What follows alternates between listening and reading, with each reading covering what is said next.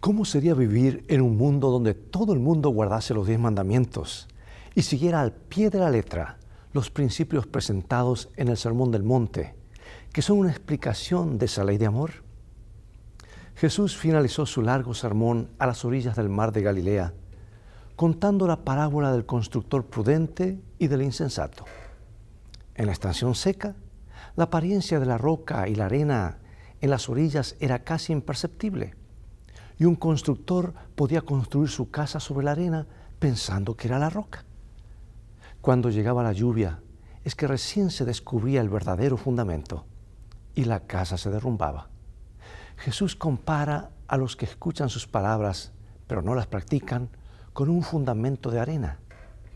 ¿Cómo nos revelan las tormentas de nuestras propias vidas si nuestra fundación o fundamento está en la roca o en la arena? ¿Cómo podemos tener un fundamento estable y firme, incluso en medio de las peores pruebas? Hoy será un tema práctico, muy práctico, que puede cambiar tu vida para bien. Toma tu Biblia y en un momento más regresaré.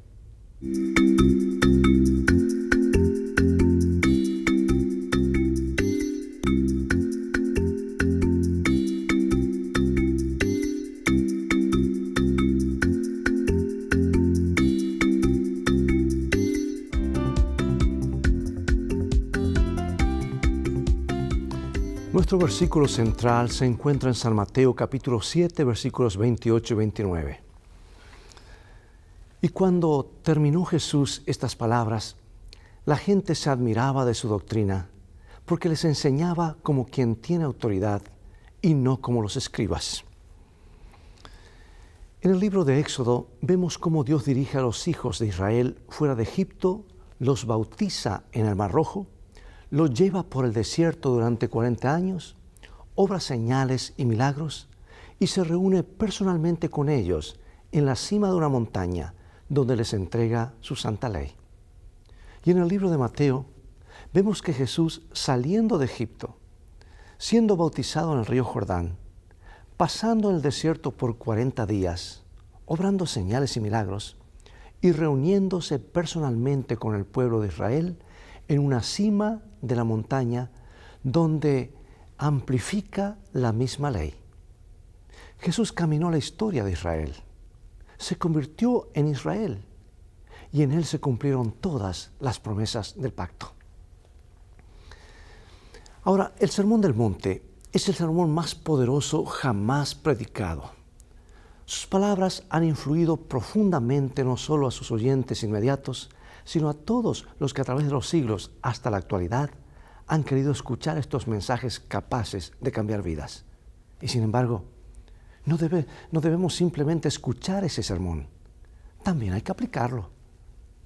Te recomiendo que al finalizar este programa o al finalizar el día hoy, tomes tiempo para leer y meditar en Mateo 7, mejor dicho, Mateo capítulo 5 al 7.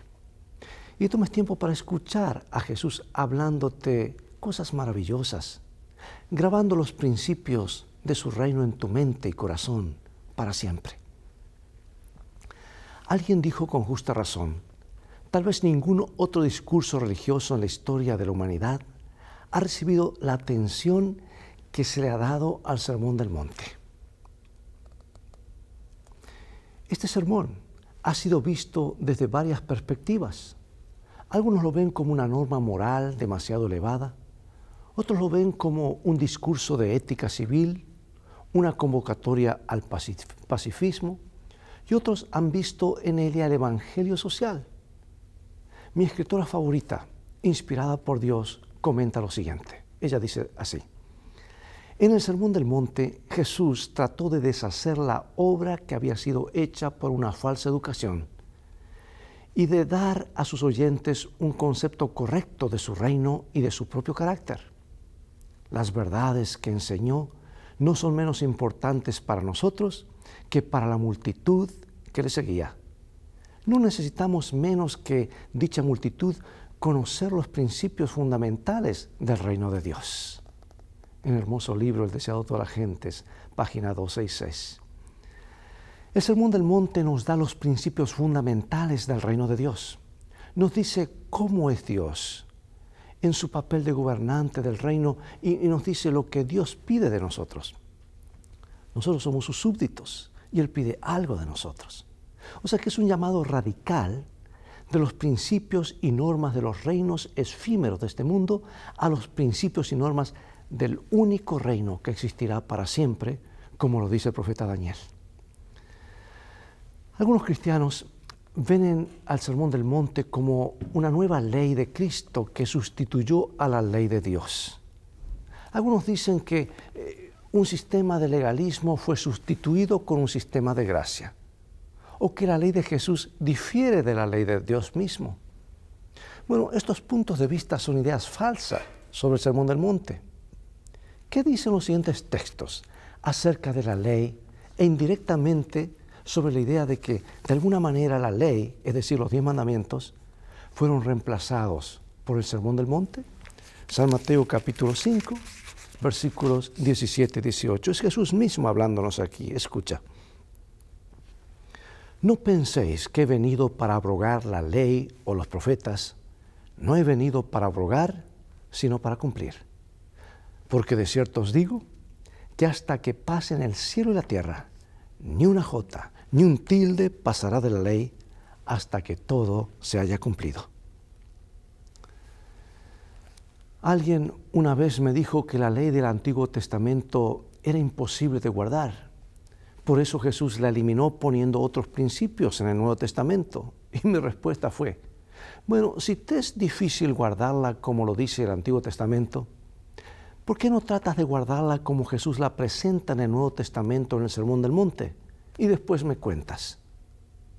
¿Sabes que Jesús no lo hizo más fácil? Al contrario, expuso los grandes principios detrás de cada mandamiento, que van hasta las intenciones del corazón.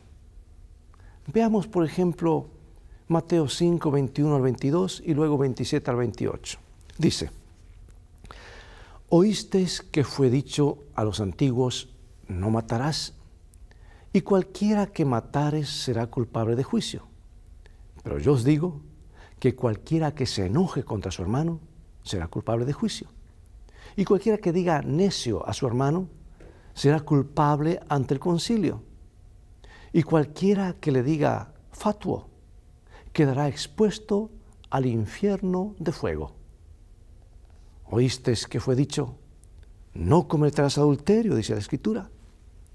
Pero yo os digo que cualquiera que mira a una mujer para codiciarla, ya adulteró con ella en su corazón. ¿Son claras sus palabras? Van a las intenciones del corazón. Y sabe que los apóstoles Pablo y Santiago dicen exactamente lo mismo en Santiago 2:10 y luego en Romanos 7:7. Porque cualquiera que guardare toda la ley pero ofendiera en un punto, se hace culpable de todos. ¿Qué diremos? Pues, ¿la ley es pecado? En ninguna manera. Pero yo no conocí el pecado sino por la ley, porque tampoco conociera la codicia si la ley no dijera, no codiciarás. La mayoría de los judíos comprendían los 10 mandamientos a la luz de la gracia, siendo que Jesús hizo un llamado a un nivel superior de gracia.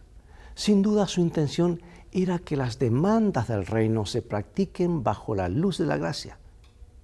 Pero la gracia del reino que Jesús proclamó no es la gracia barata que gran parte de la cristiandad occidental profesa. La salvación siempre ha sido por la gracia de Dios a través de la fe, tanto en el Antiguo Testamento como en el Nuevo Testamento. Veamos lo que dice el mismo comienzo en la Biblia. En Génesis 15:6 nos dice lo siguiente. Y creyó a Jehová y le fue contado por justicia. Aquí tenemos la historia del padre de la fe. La fe de Jesucristo no era una nueva fe, era la misma fe proclamada desde la caída en adelante. Y el Sermón del Monte no era la salvación por gracia reemplazando la salvación por obras. Siempre fue salvación por gracia. Los hijos de Israel fueron salvados por gracia en el Mar Rojo, antes que se les pidiera obedecer en el Sinaí. Ahora, aunque la salvación siempre ha sido por fe, Y aunque el judaísmo, como se lo debía practicar, siempre fue un sistema de gracia, tristemente el legalismo se introdujo, como puede ocurrir también en cualquier religión que toma en serio la obediencia. Para los tales, Jesús dio un consejo. San Mateo capítulo 5, versículo 20. Porque os digo que si vuestra justicia no fuese mayor que la de los escribas y fariseos, no entraréis en el reino de los cielos. Resulta que en tiempos de Cristo, muchos de los líderes religiosos habían caído en una especie de ortodoxia rígida e inflexible, sin contrición, ni ternura, ni amor, que los dejó incapaces de proteger al mundo contra la corrupción. Las meras formas externas, especialmente aquellas que son hechas por el hombre, no tienen poder para cambiar la vida o transformar el carácter. La única verdadera es la que obra por amor. Lo único que hace que las acciones externas sean aceptables a los ojos de Dios es esa fe que obra por amor. Ojalá comprendamos esto en profundidad y tengamos la actitud presentada por el profeta del Antiguo Testamento, donde se resume el Sermón del Monte hace siglos antes de ser presentado. Ya el profeta Miqueas habló de una forma tan clara de lo que es la gracia de Dios. Miqueas 6 al 8. ¿Con qué me presentaré ante Jehová y adoraré al Dios Altísimo? ¿Me presentaré ante Él con holocaustos, con becerros de un año? ¿Se agradará Jehová de millares de carneros o 10,000 arroyos de aceite? ¿Daré mi primogénito por mi rebelión, el fruto de mis entrañas por el pecado de mi alma? Oh hombre, Él te ha declarado lo que es bueno. ¿Y qué pide Jehová de ti? Solamente hacer justicia, amar misericordia y humillarte ante tu Dios. Es muy claro que la salvación siempre ha sido de la misma manera en el Antiguo Testamento como en el Nuevo Testamento. Incluso en esos tiempos del Antiguo Testamento, los sacrificios no eran un fin en sí, sino un medio para un fin. O sea que enseñaban una lección que apuntaban a una finalidad, a algo mayor. Y ese fin era una vida en la que los seguidores de Dios reflejarán el amor y el carácter de Dios. Algo que se podía hacer solo a través de una entrega completa a Dios. Una comprensión de nuestra dependencia total en su gracia y su salvación. A pesar de todas sus apariencias externas de piedad y fe, muchos de los escribas y fariseos definitivamente no eran un modelo como un seguidor del Señor, como debe ser un seguidor del Señor. Tal vez la enseñanza más radical de Jesús se encuentra en San Mateo 5, 48. Sed pues vosotros perfectos, como vuestro Padre que está en los cielos es perfecto. Ahora, ¿cómo se supone que hagamos esto, sabiendo que somos pecadores? Sabes que de todas las enseñanzas del Sermón del Monte, esta es la más sorprendente, la más extrema. ¿Ser perfecto como tu Padre que está en los cielos? ¿Qué significa ser perfecto? ¿Qué significa esto? Bueno, un componente crucial en la comprensión de este texto se encuentran las palabras, las mismas palabras que dice sed pues. Es decir, implica una conclusión, una inferencia a partir de lo que se dijo antes. ¿Y qué se dijo antes? Aquí está, versículos 43 al 47. Oísteis que fue dicho, amarás a tu prójimo y aborrecerás a tu enemigo. Pero yo os digo, amad a vuestros enemigos, bendecid a los que os maldicen, haced bien a los que os aborrecen, y orad por los que os ultrajan y os persiguen, para que seáis hijos de vuestro Padre que está en los cielos, que hace salir su sol sobre malos y buenos, y que hace llover sobre justos e injustos. Porque si amáis a los que os aman, ¿qué recompensa tendréis? ¿No hacen también lo mismo los publicanos? Y si saludáis a vuestros hermanos solamente, ¿qué hacéis de más? ¿No hacen también así los gentiles? Esta no es la primera vez que una idea como esta se ve en la Biblia. Tiempo atrás, en el libro de Levítico, el Señor le dijo a su pueblo: santos seréis, porque santo soy yo, Jehová vuestro Dios. Y Lucas lo puso de esta manera. Escucha bien, ¿qué significa ser santo? San Lucas capítulo 6, versículo 36. Sed pues misericordiosos, como también vuestro Padre es misericordioso. Bueno, esto aclara las cosas. O sea que la perfección y la misericordia se usan como sinónimos. Por eso Dios es perfecto, porque Dios es amor, es misericordia. Ahora, todo el contexto aquí en Mateo capítulo 5, 43 al 48, no trata sobre una conformidad externa a las reglas y normas, por muy importante que eso sea. En cambio, el enfoque principal de esta sección es sobre amar a las personas, no solo a los que cualquier persona puede amar, sino también a los que, según estándares del mundo, no son deseables. Una vez más, se está enfocando en las normas del reino de Dios, no del hombre.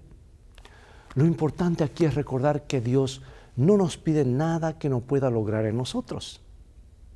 Si se dejara a nuestra cuenta, si fuéramos dominados por nuestros corazones pecaminosos y egoístas, ¿quién amaría a sus enemigos?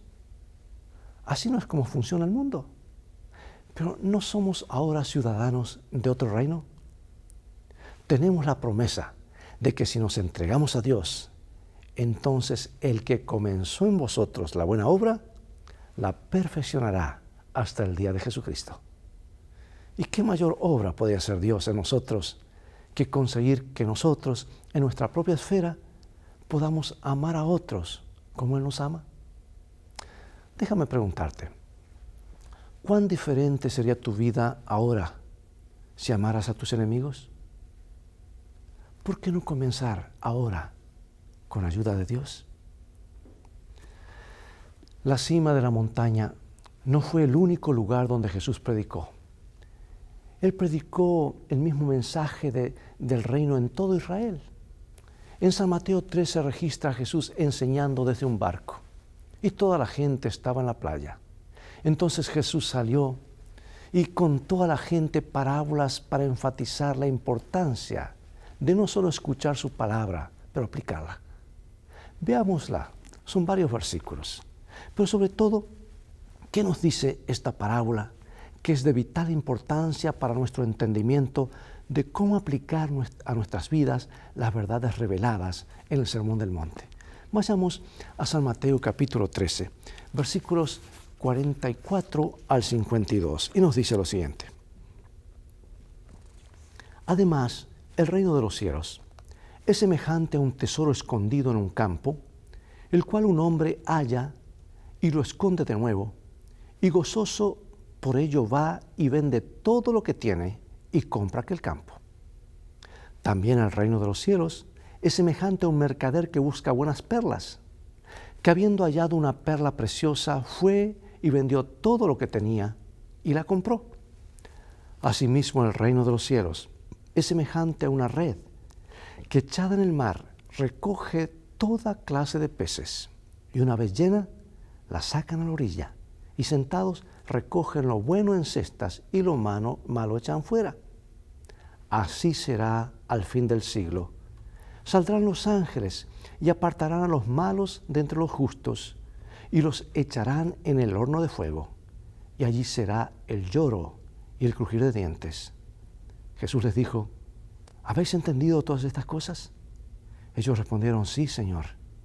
Y Él les dijo: por eso todo escriba docto en el reino de los cielos es semejante a un padre de familia que saca de su tesoro cosas nuevas y cosas viejas. Dos puntos se destacan en las dos primeras historias. En ambos aparece el concepto de la separación, de deshacerse de lo que se tiene para obtener algo nuevo, algo mejor, ya sea un tesoro en el campo o una perla. Pero el otro punto importante es que el gran valor que cada uno ha colocado en lo que ha encontrado.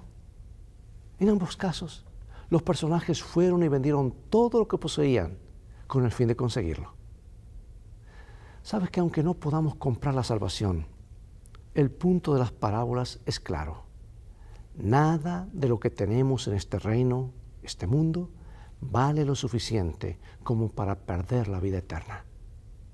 Por tanto, para aplicar a nuestras vidas lo que Dios pide de nosotros, tenemos que tomar la decisión de separarnos de todas las cosas del mundo, de la carne, y dejar que el Espíritu de Dios nos llene en su lugar. Esto podría ser difícil. Se requerirá de la muerte al yo y asumir nuestra cruz.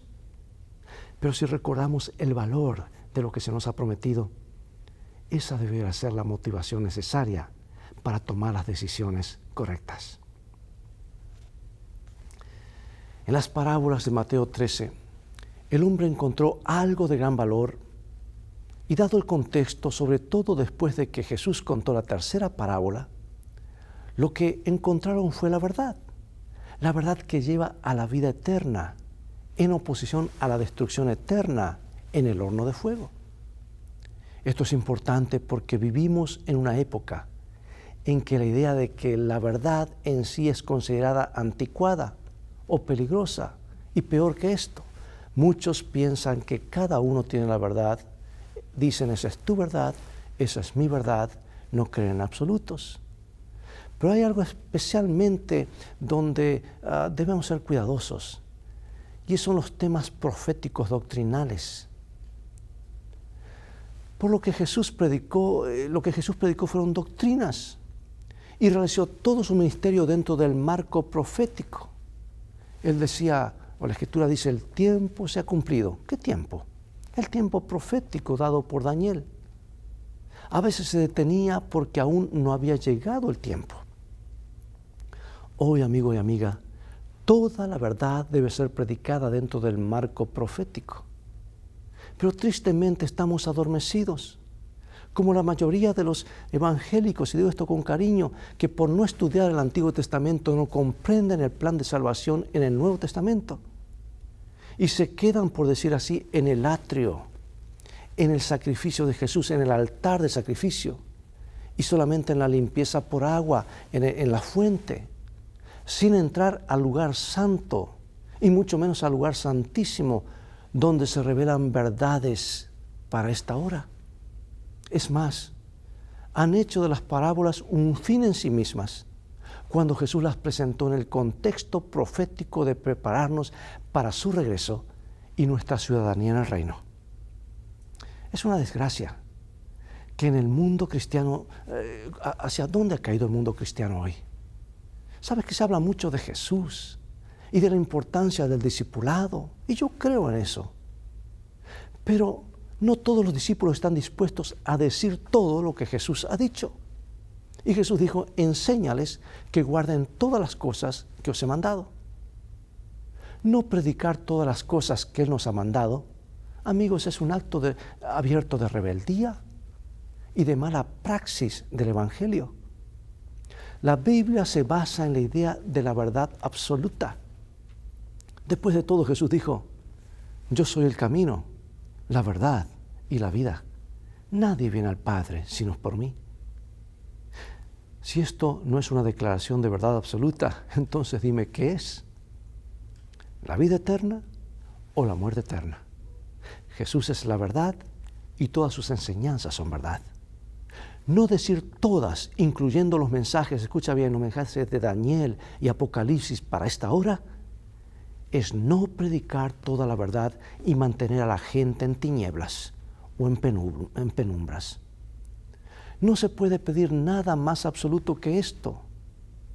Dios nos ayude a serles fieles, presentando todo el mensaje para esta hora. ¿Quisieras que Él te use como su instrumento? ¿Quisieras que ese mensaje llegue a tu corazón y a tu mente para poder explicarlo a otros? Bueno, hay un solo método. Ve a la palabra, pasa tiempo con el Señor. Estarás llenando los pasillos de tu memoria con las promesas y los mensajes de Dios. Sabrás en qué tiempo vivimos y sabrás cuál es el mensaje para predicar para esta hora. Yo creo firmemente en el sacrificio de Jesús. Es el pivot sobre lo cual gira el plan de salvación. Es el gran centro. Pero recuerda que Jesús hoy ya no está en la cruz. Su sacrificio fue algo en la historia que cambió el rumbo del universo. Hoy intercede en el reino de los cielos, en el santuario celestial, haciendo una obra tan importante como lo fue su muerte en la cruz, porque desde allí Él transfiere sus méritos de su vida perfecta a sus hijos que en esta tierra lo buscan en oración. Por eso quiero pedirte que me acompañes en oración para ir al trono de la gracia y alcanzar ayuda y socorro en el momento de necesidad. Oremos. Padre Celestial, gracias te damos porque en tu palabra nos dices claramente los principios que nos ayudan a vivir felices aquí y felices para siempre. Gracias por explicar claramente qué significa tu santa ley en el Sermón del Monte. Queremos que esos principios del reino estén grabados en nuestras mentes y corazones. Queremos edificar sobre la roca, no sobre la arena. Vendrán momentos muy difíciles donde la fe de cada uno ha de ser probada. Y que es cuando ese momento llegue, que nuestro edificio permanezca firme porque estamos anclados en la roca de los siglos, Cristo Jesús y su palabra. Es nuestro ruego, es nuestra oración, en el nombre de Jesús. Amén. Bien, amigos, es todo el tiempo que tenemos por hoy. Y ha llegado un momento de despedirnos y será hasta el próximo programa de la serie Lecciones de Vida. Si estas lecciones están siendo una bendición en tu vida, en tu iglesia, en tu familia, invita a otros, pasa la voz para que otros también sean bendecidos con estos programas, con un mensaje que viene del corazón de Dios a tu corazón. Dios te bendiga y recuerda, tú vales mucho para Jesús. Él te ama más de lo que puedes imaginar.